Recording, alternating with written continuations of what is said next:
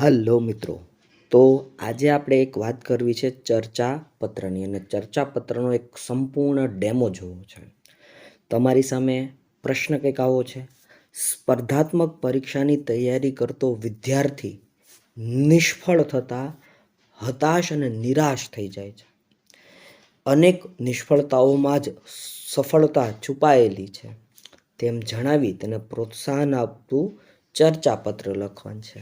હવે જો અહીંયા તમને કંઈ કીધું નથી કે કોનું તમારે નામ લખવું અથવા કયા સમાચાર પત્રને તમારે આ ચર્ચાપત્ર મોકલવો. એટલે અહીંયા તમારે કાલ્પનિક સરનામું બનાવવાનું હોય છે. તમે અબકડ લખો, કખ ગઘ લખો, અથવા કોઈ કાલ્પનિક નામ પણ લખી શકાય છે.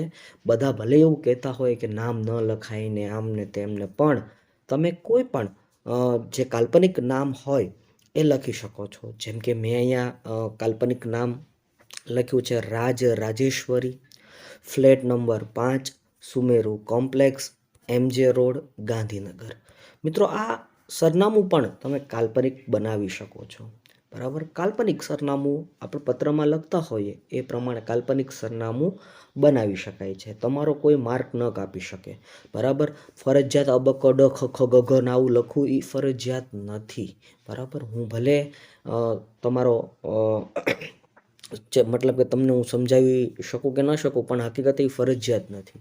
કેમ કે આની પહેલાંની જે ટાટ હતી, બરાબર, એમાં મેં પણ 140 માર્ક લીધા હતા, અને એમાં મેં કોઈ પણ કાલ્પનિક સરનામું લખ્યું હતું ને એ માન્ય રહે છે. બરાબર, ગુજરાતી વિષયમાં કાલ્પનિક સરનામું માન્ય રહે, એટલે ખાસ યાદ રાખજો. પછી તમે જાણો છો ભાઈ, ચર્ચાપત્ર આપણે તંત્રીને લખવાનો હોય તો પ્રતિ તંત્રી શ્રી શબ્દ લગાડવાનો માનવાચક શબ્દ છે, તમે જાણો છો.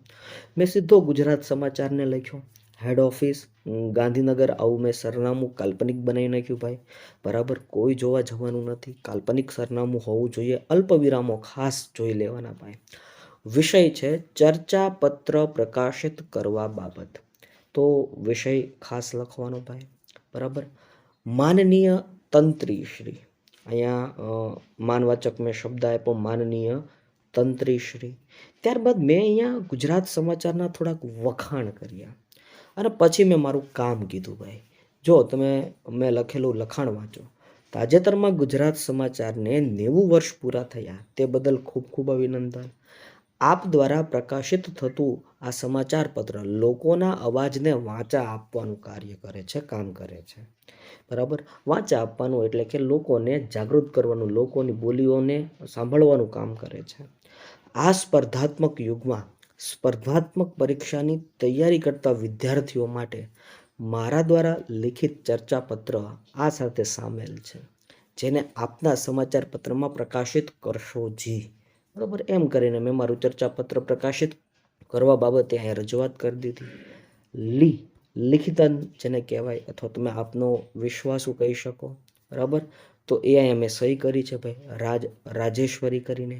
ખાસ બિડાણ ભૂલાય નહીં, અને બિડાણ આવે તમારું ચર્ચા પત્ર. બરાબર, ખાસ યાદ રાખતા જજો ભાઈ.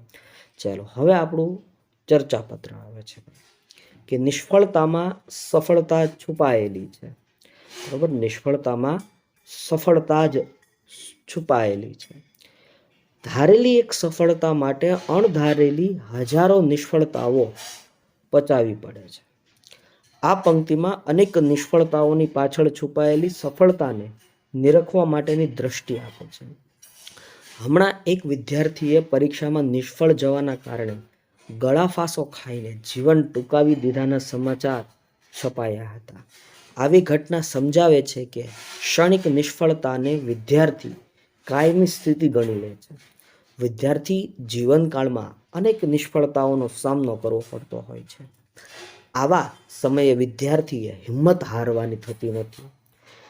ગાંધીનગર એટલે સ્પર્ધાત્મક પરીક્ષાનું મુખ્ય કેન્દ્ર કહી શકાય, જ્યાં વિદ્યાર્થીઓ રાત દિવસ મહેનત કરીને સરકારી નોકરી મેળવવાનું સ્વપ્ન સેવે છે. આમ તો સ્પર્ધાત્મક શબ્દ સ્વયં સ્પષ્ટ કરે છે કે જમાનો સ્પર્ધાનો છે. સ્પર્ધા તેને કહેવાય જેમાં એક જીતે અને બીજા હારે. પરંતુ જીતવું અને ન જીતવું એનો અર્થ જીતવું અને હારવું એવો જ હંમેશા થતો નથી. ઘણીવાર ન જીતવાનો અર્થ હારવું ન પણ થાય, પરંતુ ન જીતવાનો અર્થ હજી પ્રયત્ન વધારવા, બરાબર, હજી પ્રયત્ન વધારતા રહેવા એવો પણ થાય છે. આ બાબત હકારાત્મકતાથી ભરપૂર છે, તે વિદ્યાર્થીઓએ સમજવું જ જોઈએ.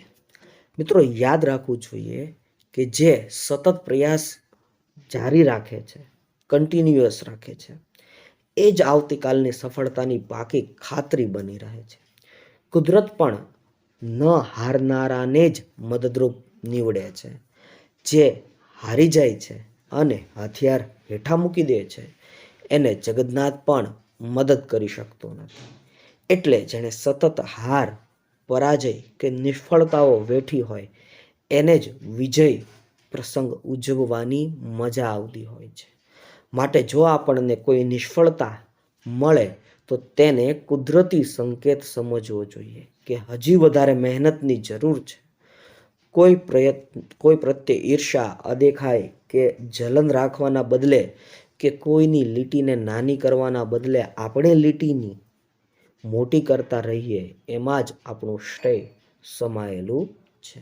લિખિતન કરીને લખી નાખવાનું, તમારું જે નામ હોય એ રાજેશ્વરી મેં લખ્યું હતું એટલા માટે. અહીંયા મેં જે તે વિષય ઉપર, જે તે ટોપિક ઉપર મેં મારી ચર્ચા પોતાના શબ્દોમાં રજૂ કરી. જો તમે તમારા પોતાના શબ્દો રજૂ કરશો, બરાબર, અને બને ત્યાં સુધી સાદા, સરળ, સમજાય એવા શબ્દો તમે લખશો એટલે આરામથી તમને આ ચર્ચાપત્રમાં માર્ક મળશે.